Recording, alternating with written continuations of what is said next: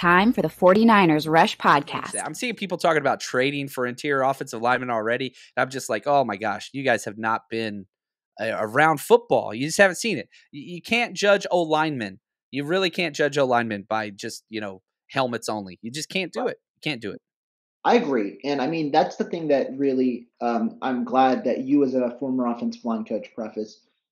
Pads, without pads, defensive line always wins. Regardless of who's playing, defensive line always wins. Now, combine that with no Trent Williams, no Mike McGlinchey, and this is in scrimmages, I mean, and, a rotating offensive line where people aren't necessarily as acclimated with each other. That's something to say. Now, I won't sugarcoat it again. Here are the guys who haven't necessarily looked that great. I'll start with the guys who aren't necessarily team favorites, then go to the guys who are team favorites. Field probably has been one of the worst 49ers I've seen on the field so far. Not a great sign for a guy on the bubble already to make the team. He was the third string right tackle. It was McGlinchey, but McGlinchey didn't play in scrimmages, so that starts tomorrow. Exactly. Moore started at right tackle. Then it was Skule as the backup. Skule was just getting beat yesterday, be it by whoever. He committed a false start as well. So right now, so far, not a strong camp by Skule.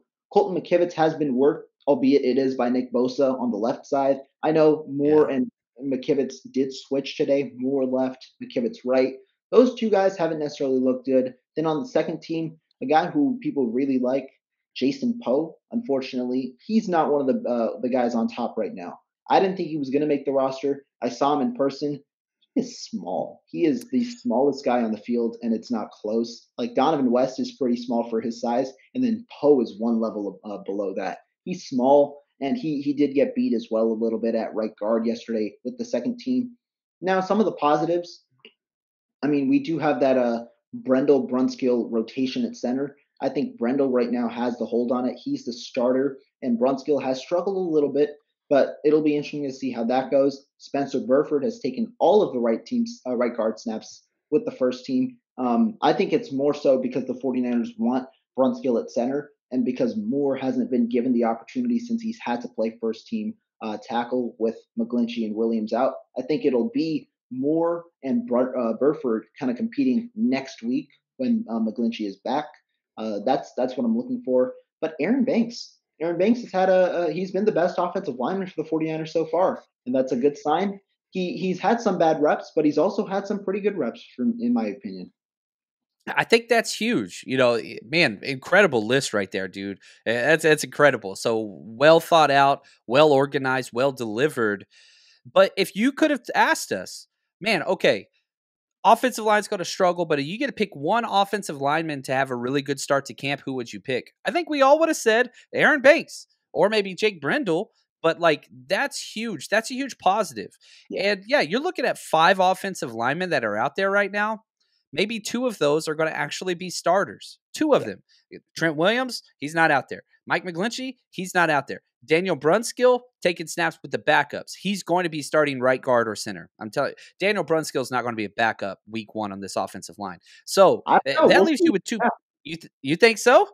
We'll see. I think I don't think it's as clear cut. I think that Brunskill, right now they want him to win the center job, but initially I'm not exactly sure if he will. If Daniel Brunskill's not starting week 1, it has nothing to do with injuries, the 49ers O-line is going to be just fine. Because Brunskill is one of those guys like Dante Johnson that's got some type of inside scoop on Kyle Shanahan. So if somebody beats him out, that's a great sign. That's not a bad thing. I think that's a great sign. I think they're going to be okay. That's something I definitely agree on. And I also agree that the 49ers offensive line is going to be an average to an above average offensive line in 2022. I think it'll be a top 15 unit despite the new pieces, despite the new names, just because they aren't going to be relied to do as much with Trey Lance at quarterback. I saw a couple of plays where Lance was moving out of the pocket. I know Shanahan probably wants Lance to stay in the pocket without pads because a sack doesn't matter right now. So he's probably staying in the pocket more than he has to. But I've seen him move out of the pocket, and you've got Trent Williams and Mike McGlinchey coming back. That's an interesting thing for sure.